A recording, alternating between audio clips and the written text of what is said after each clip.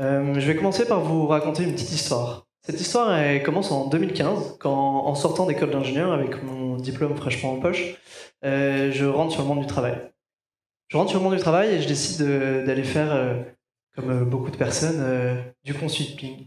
Du consulting dans un cabinet de conseil à Paris. Premier job, très bon salaire. Bref, j'avais en fait tout ce qu'on peut espérer après avoir fait une école d'ingénieur. Tout ce que, en fait, on nous promet après avoir fait une école d'ingénieur, plutôt. J'étais, comme on peut dire, et peut-être que vous avez déjà senti aussi ce sentiment, sur une autoroute. Tout est facile, tout est simple. Vous vous posez même pas de questions, c'est tout droit. On voit plus les sorties, on est bien. En fait, on est juste bien. Ce sentiment, il dure qu'un temps. En tout cas, pour moi, il a duré 1 an et demi. Au bout d'1 an et demi, j'ai senti que j'étais plus réellement content de ce que je faisais. Je me levais tous les matins, c'était dur. C'était réellement dur. Je perdais un peu de sens au travail. J'avais l'impression réellement d'être une goutte d'eau dans un océan, d'être un engrenage réellement dans une machine qui en fait n'avait même pas besoin de moi, qui continuait à tourner sans moi. Et là, je me suis dit, ok, je vais un peu ralentir sur cette autoroute. Je vais me demander, mais est-ce qu'il n'y a pas des sorties finalement? Est-ce que la route, elle est toute droite jusqu'à 50 ans, jusqu'à la crise de la quarantaine, de la cinquantaine? J'ai un peu ralenti et je me suis rendu compte que les opportunités, elles étaient multiples. Il y avait énormément de sorties. Il fallait juste se poser la question, qu'est-ce qu'on veut réellement faire? Qu'est-ce qu'on veut réellement faire? Je me suis posé cette question-là et en fait, je me suis rappelé trois choses. Première chose, c'est que j'adorais entreprendre. J'ai toujours, dans ma vie d'étudiant ou même avant, entrepris, fondé des projets. J'ai toujours été libre de faire mes propres choix et de prendre mes propres décisions. Deuxième chose, pendant mes études, que j'ai fait à Grenoble, j'étais très proche de nature. Je pense que j'ai passé plus de temps assis sur les sièges des téléskis que dans mes amphis. Et troisième chose, ça remonte à ma petite enfance, quand j'étais plus jeune, à Nantes, chez ma mère. Elle avait installé des ruches. Et là, je me suis demandé au début, quand elle a installé ça, je lui ai dit, mais maman, enfin, pourquoi tu fais ça? Réellement, enfin, j'avais peur. Je me disais, mais on va plus pouvoir aller dans le jardin, c'est horrible. Il y a des ruches, il y a des abeilles, ça va piquer. Et là, elle m'a expliqué, tout simplement, et à force de l'avoir fait, je me suis rendu compte que finalement, l'apiculture, c'était quelque chose d'incroyable. Qu'on avait besoin de l'abeille, dans notre environnement, pour la biodiversité. Aujourd'hui, l'abeille, elle est en voie de disparition. C'est une espèce qui va bientôt disparaître si on fait rien, et pourtant elle est responsable de 1/3 de toute la nourriture qu'on mange sur la planète. Elle est responsable de la pollinisation. Alors, avec ces trois certitudes en poche, je me suis dit que j'allais prendre une sortie à cette autoroute. Et j'ai pris la sortie de l'entrepreneuriat. J'ai cofondé en 2016, une association qui s'appelle Apiculteur, qui propose de préserver la biodiversité et l'apiculture dans nos villes. Alors vous allez me dire, bah, pourquoi les villes en fait finalement? Parce que tu as dit tout à l'heure que tu adorais balader en montagne. Mais en fait, bizarrement, parce que la ville offre un refuge de biodiversité pour l'abeille. Pourquoi? Parce qu'il y a beaucoup moins de pesticides en ville, voire même pas du tout, qu'en campagne aujourd'hui. Et même plus, il y a une variété de fleurs qui fleurit à différents moments de l'année, qui permet à l'abeille de se nourrir tout au long de l'année. Donc on s'est dit, ok, bah, lançons cette association-là. Et en fait, dans mon entourage, il y a beaucoup de gens qui se sont demandé réellement, mais pourquoi en fait tu fais ça? Est-ce que tu vas être heureux? Est-ce que c'est pas un peu dangereux finalement de quitter ton emploi, ton CDI, ta sécurité pour te lancer dans l'entrepreneuriat et en plus faire de l'apiculture sur les toits de Paris? C'est-à-dire que je suis quand même passé d'un costume cravate à un costume d'apiculteur.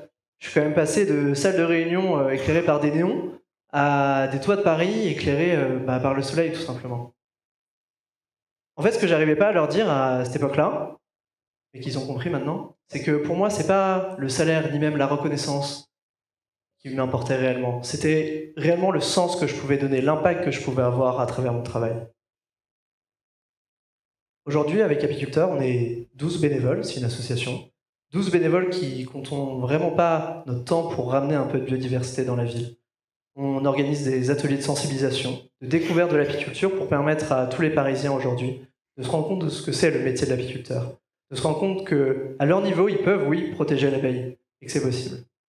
On a aussi ouvert une école de formation. Et ça, c'est quelque chose de réellement incroyable parce qu'en fait, chaque année, on va former des personnes à l'apiculture. Des personnes qui, en fait, ont envie de se reconvertir.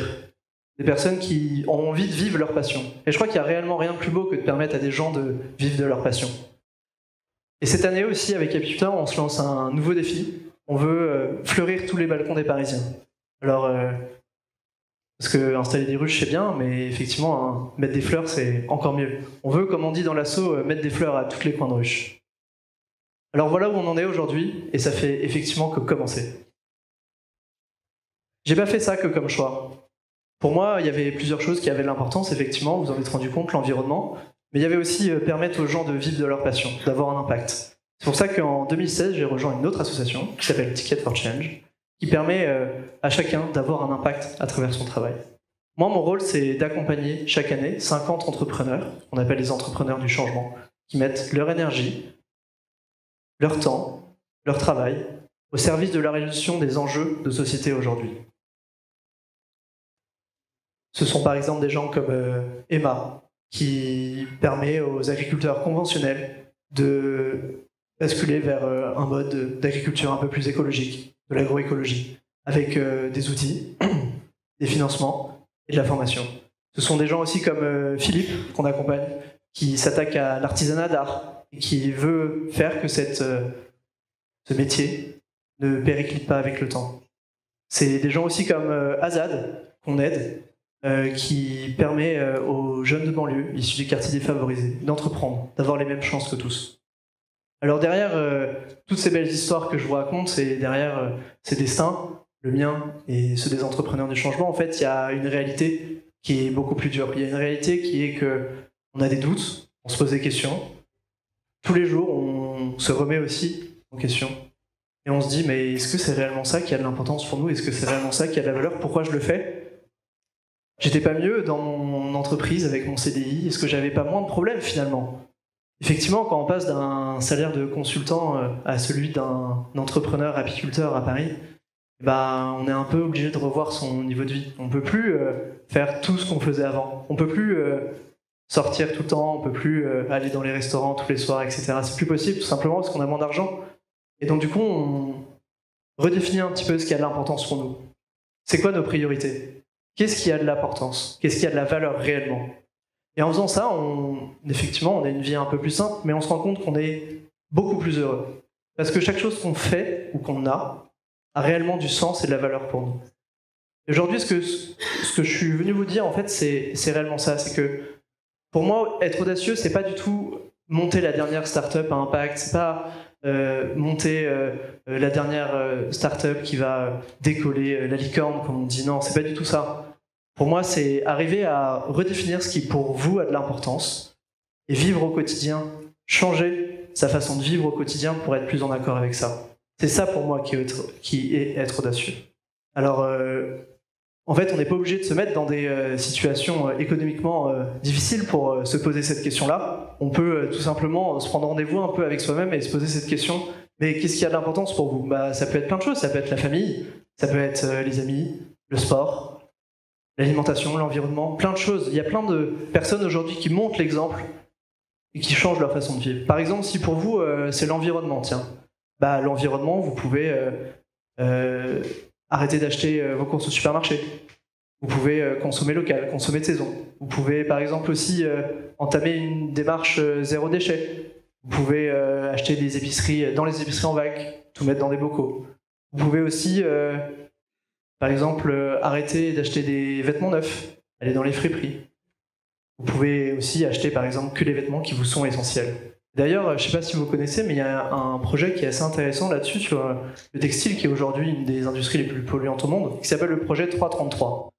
Et ce projet, je l'ai appliqué à mon quotidien, j'ai changé mon quotidien en suivant ce concept-là. Il est très simple, il s'agit d'utiliser que 33 vêtements différents et d'en changer que quelques-uns tous les 3 mois, au fil des saisons. Et en fait, ce qui s'est passé, qui est assez extraordinaire, c'est que je me suis rendu compte que, en fait, j'utilisais que 33 vêtements déjà.